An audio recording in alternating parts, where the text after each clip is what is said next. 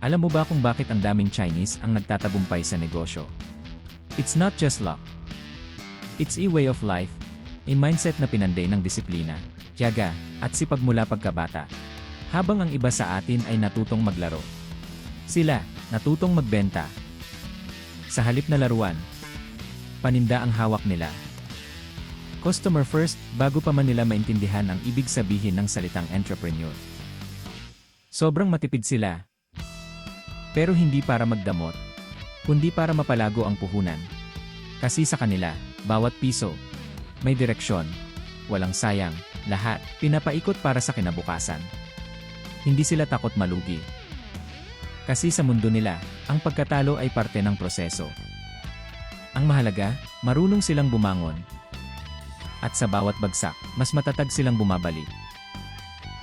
May kultura sila ng pagtutulungan. May network, may tiwalaan, may respeto, at sa loob ng komunidad nila, ang tagumpay ng isa ay tagumpay ng lahat. Sila ang tipo ng tao na hindi lang nangangarap.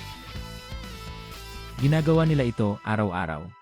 Walang reklamo, walang drama, trabaho lang, tiyaga lang. At habang tulog ang iba, sila, gising pa rin nagpaplano, nag-aayos, nag-aambisyon. At kahit modernong panahon na, hindi sila naiwan.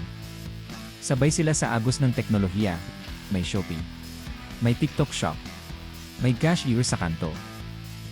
Tradisyon panandang pandagdag innovation katumbas equals unstoppable force. Kaya kung iniisip mong magnegosyo, tingnan mo ang mga inchik, hindi para mainggit, kundi para matuto. Kasi kung kinaya nila, kaya mo rin. Disiplina, diskarte, dedikasyon. Yan ang tunay na puhunan.